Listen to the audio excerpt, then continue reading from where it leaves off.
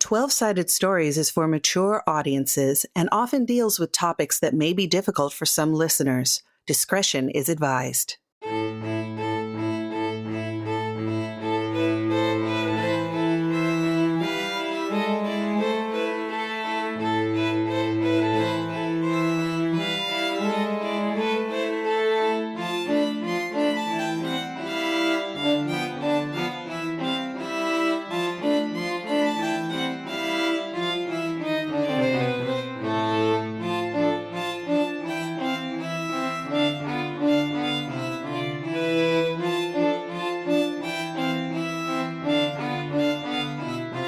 Come brave the dark woods of folk horror with us in this Vaesen actual play, The Hidden North. Remember, 12-Sided Stories are always story-heavy, rules-light, and full of fright. Hello and welcome to The Hidden North, episode number 13. This is one of our solo adventures where we are going to have a one-on-one game with Michelle. Hey, and I'm Michelle, and today I am playing Greta Nielsen, your local academic and Vaesen expert, or at least she would like to be.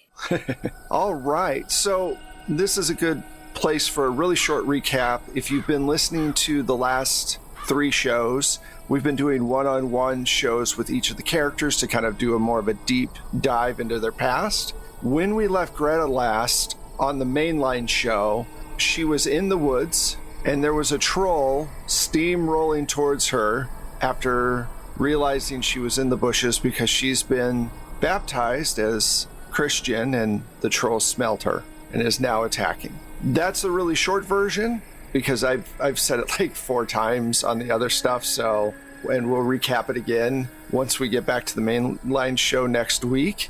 Let's get into it. Greta, you are originally from Oslo, probably working at the university. What do you think as an academic you'd be doing at the university? Would you be teaching a specific class? Would you be working at the library? What do you think?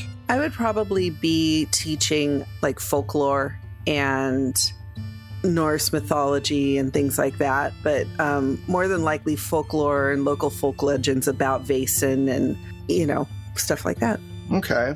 So you've been teaching folklore and mythology at Oslo for a while at the university. Let's say this story is going to take place when you're in your early 30s. So you've been there for the past 4 years. You've read a lot of stories about folklore, about Vaesen, about trolls, and you've heard stories about giants and all of these different things. And it has always been very interesting to you. You have a lot of students who come in from all over Norway and from beyond who bring more stories from whatever culture they might be from. But you feel like there's always something missing, like one key part of your knowledge that you're just not understanding. It's been gnawing at you lately in the back of your mind, like there's something you're missing. One night, you're walking along the riverbank, and for listeners, I'm not going to say the riverbank's name because I would butcher it. Just there you go. You're walking along the riverfront one night. You don't live very far from here. You actually live probably 20 or 30 yards from the shoreline, and you usually wake up and, can walk around the city pretty easily. And you hear this haunting sound of a very mournful violin coming from the river.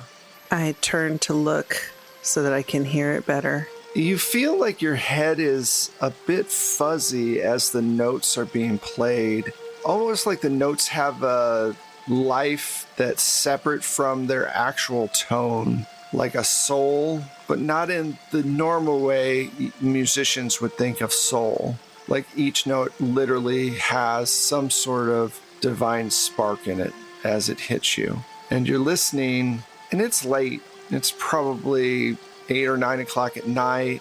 At this point, most people have gone to bed, so there's not a lot of people on the streets, and there's a fog that's starting to roll in. and you see a pair of large black eyes peeking out of the water from where you're imagining the sound is coming from. I stop in my tracks and I just stare and I listen. Make a fear check for me real quick first. So that's your either logic or empathy. I made it. 1 success. The fuzziness is still there, but it's not affecting you as badly as it first was. And the eyes in the water that are peeking just above, you can see kind of the bridge of the nose of this creature. It's hard to tell in the dark. You can see the eyes, but the skin is hard to make out, and the hair and whatever. But after a few moments, when you don't react the way it probably believes you should be, the music dies off, and the creature walks out of the water. It's tall. In the lamplight, you can see that it has light blue to gray skin, these big black eyes. It's holding its violin, and it looks at you and says, "You don't seem as enchanted by my song as most humans are." The song is beautiful, but am I supposed to fall under a spell with it? Well, it's supposed to give you the urge to learn how to play. I'm a teacher of the violin. And I find humans that are sensitive to its playing, and I teach them how to play. Well, I guess I'm more of a singer myself. I see. Does your song have words? No, not this particular one. And it's unfinished. In fact, I have 2 pieces of unfinished music that I wish to complete, but so far I've been unable to do it. I'm sorry to hear that. Would you be willing to help me finish these pieces of music? Forgive me for being skeptical, but I know that sometimes making arrangements with those of your realm doesn't turn out well for the human. What do you know of my realm? Not much. I mean, what I've read in books and what I know from stories. The 2 pieces that I'm looking to complete, they got away from me before I could put the music down onto paper. If you were to help me get the music onto paper, I would then give you a huge boon, something most mortals wouldn't even dream of being able to have. What is the music made of? When I play my songs, I am improvising. Whoever's nearby that becomes very intoxicated by my song, they start to become the music, and they are gifted with immortality in the page. So in helping you, I would be giving up other humans to the page? You would be immortalizing a person who only has a finite amount of time into a higher form of being. That is a lot to ask. That is why the boon is such a big one. And what is the boon? All the information that you seek, you will be granted, with the ability to go between our realms if you want, though this realm's time moves much quicker. So if you go into our realm, this world would change even within a few hours. You'd come back maybe years later. I would give you riches. You would be able to never work again, or if you wanted to, you could. I might be able to even give you immortality. You could see the world develop and study whatever you wanted for the rest of time. This is something which I would have to give great consideration. Of course. Return here in 2 nights. Let me know what you decide. I will. All right, so what do you do for the next 2 days now that you realize you can see Vaesen? I'm going to fall back on what I know, and that's studying. And I'm going to find out as much about this particular creature as I can, and what exactly it entails to give a human over to them. All right, so give me an investigation roll, which is logic, which you have a plethora of. I got 1 success. So you read about a Norwegian, or I guess Scandinavian, water spirit who plays music and who entices people in. And you study that particular vein for gold And you find what ends up happening is he'll play his music for you. And if you're entranced enough, it doesn't happen to everyone, but if you really get hypnotized by his music, your body will slowly dissolve into musical notes that then float across to him and land on his staff paper. So what he's asking is for you to find these people, get them in a position where he is able to play their song, and then get them to dissolve into music so that he can put them on the paper, basically. Mm-hmm. Any other questions? I mean, and these people are not willingly doing this. Most of them don't know what's happening until it's too late. You know, they get entranced. Yeah. They love the music. Slowly, pieces of their body starts to transform into musical notes. Almost, I said, you know, it's like that vampire puff situation where they get staked and Buffy puffed and they turn into ash. It's kind of like that, but it's musical notes instead. Okay, then I've made my decision. All right, a couple days pass. You've done your research and you go back to the river and he's waiting for you there at the midnight hour. He says, have you thought about my offer? I have considered your offer very, very carefully and deeply, but I'm afraid I'm going to have to decline. Why? I think that if it's someone who was willing and knowing what they were getting into before they became the music, that is one thing. But if someone is unknowing and possibly unwilling, I don't think I could do that to another person. You'd give up all the riches and the immortality and everything else because of that? Makes no sense. Well, it makes sense to me because what good is immortality if I have a guilty conscience for the rest of my life? And he ponders this for a second, and you can tell the gears are turning. And then he turns to you and goes, okay, well, good night. And he turns and he walks into the water. Good night. And I'm thinking, wow, that was easier than I thought. So you return to your home, and we're going to say a couple of weeks go by. I don't know if you would go back down to the water and look every once in a while to see if you could capture another glimpse, or if you would stay away. I would probably take the land route, a little away from the water. Right. So about a week later, at this point, it's pretty late in fall, so the air has gotten cold, and you know that winter will be here soon. And you enter your house, and you sit down, and you start to, go through some grading or whatever. Give me an observation roll. Okay. That is one success. Okay, cool. As you're grading some papers and stuff, your house, I would say, is probably pretty messy. Probably lots of books everywhere. And you notice that there is a half-dried, strange footprint on the floor of your apartment. I go to investigate it more closely. You're looking at this and you notice that it goes into your bedroom. I follow it. So you walk, towards your bedroom, and you notice that there's the violin that the creature was holding on your bed. I say, hello? Make an observation roll for me. I did not make a 6. All of a sudden, there's something behind you. You hear like this sound of wind as it swings towards you. So, right.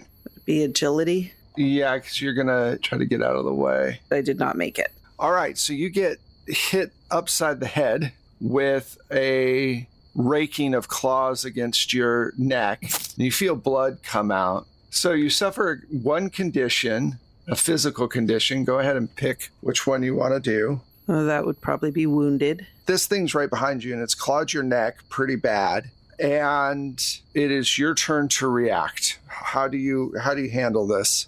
Oof, I am not a fighter. Nope. Can I use learning to try to say something that I know would ward off a Vaesen?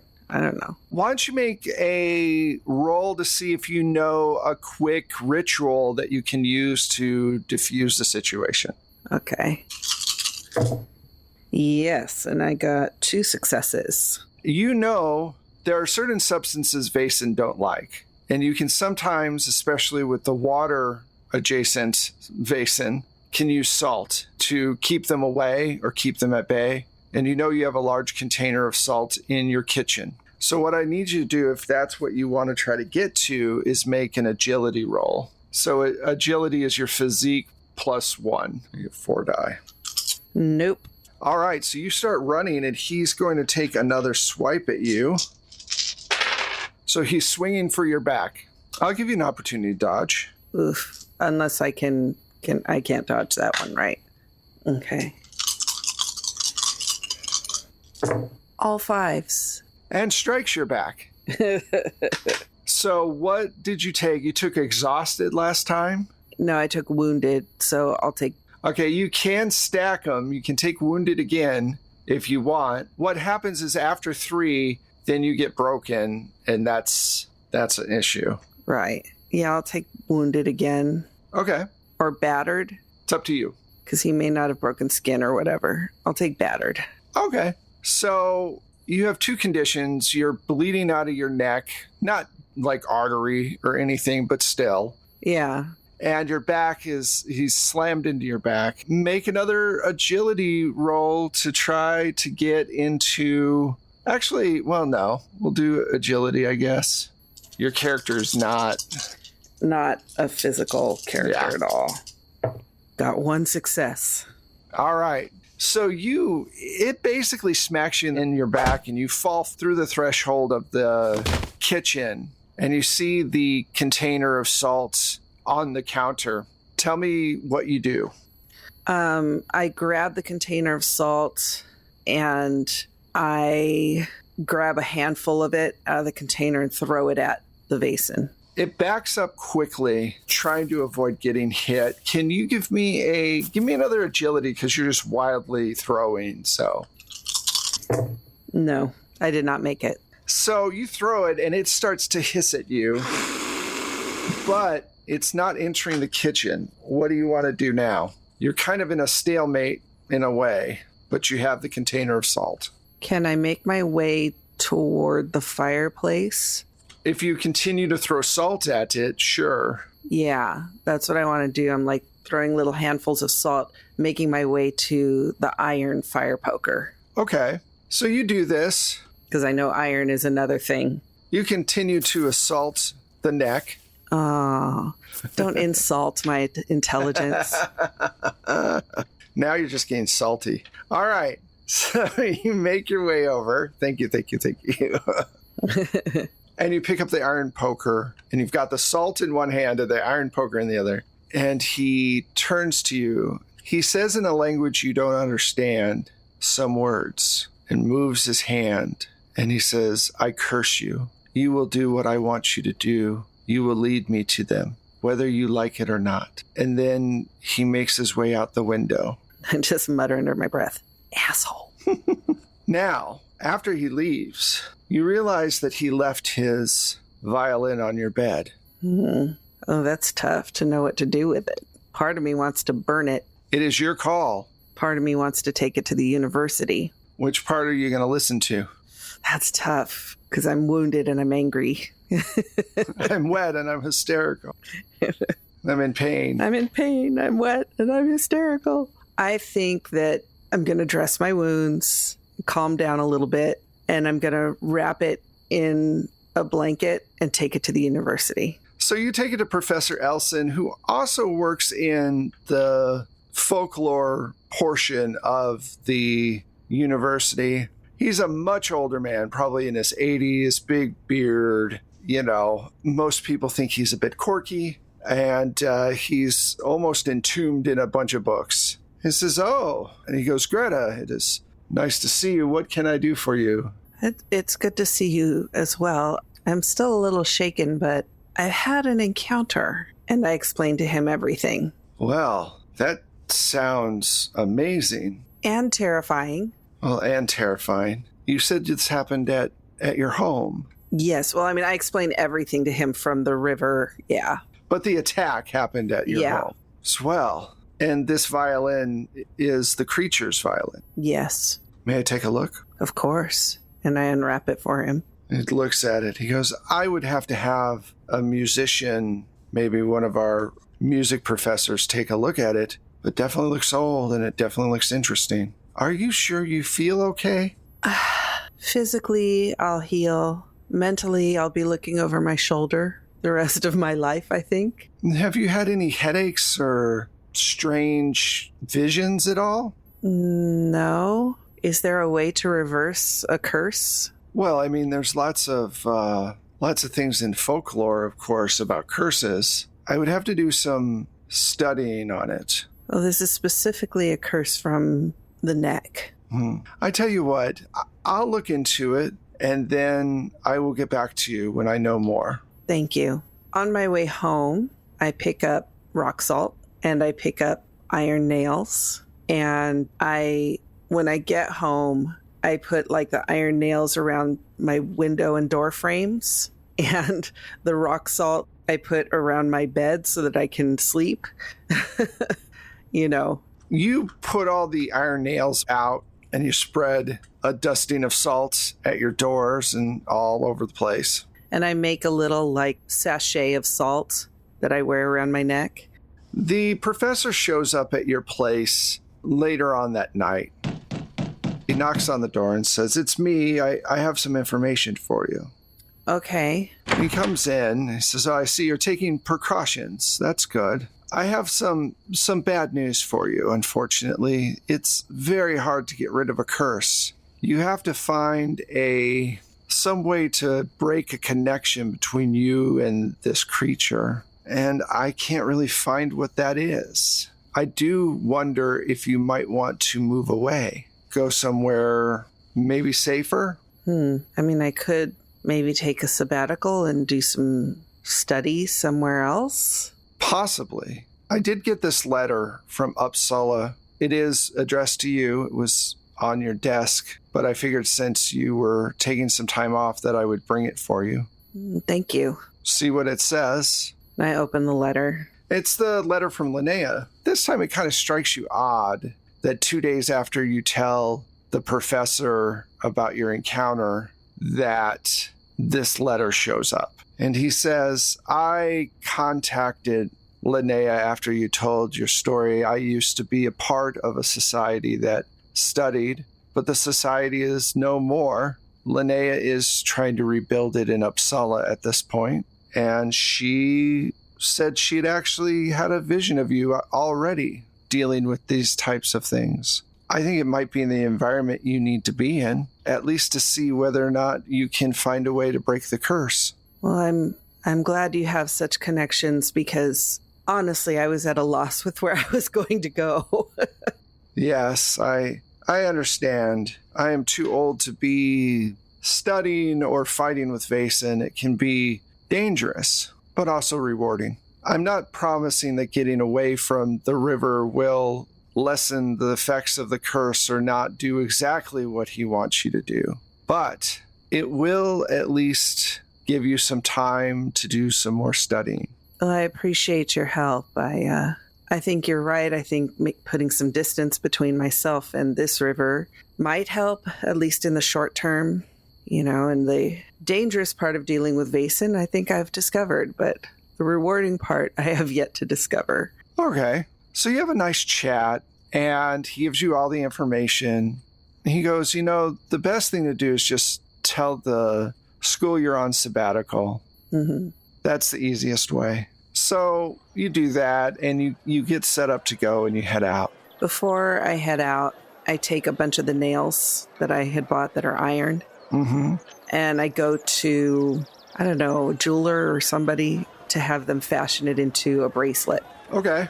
Or it could be just cheaper to buy an iron bracelet. I'm sure they have some. Yeah, true. So I go looking for an iron bracelet.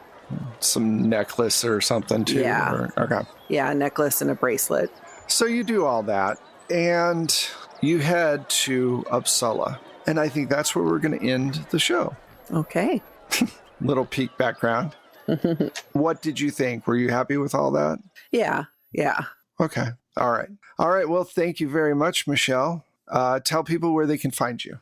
Well, you can find me on the socials at Michulu, Michulhu. And you can find my music and Wes's amazing sound effects if you go to Drive-Thru RPG and look up Plate Mail Games. And I am Wes Otis. You can find me at Plate Mail Games on all the different socials, including Drive-Thru RPG. If you, like Michelle said, you can also find the show at 12-Sided Stories, the number 12, and then Sided Stories. Or you can find us on our website at 12sidedstories.com. All one word, all spelled out, no numbers. Thank you so much for listening, and we will talk to you soon. Bye, everybody. Bye.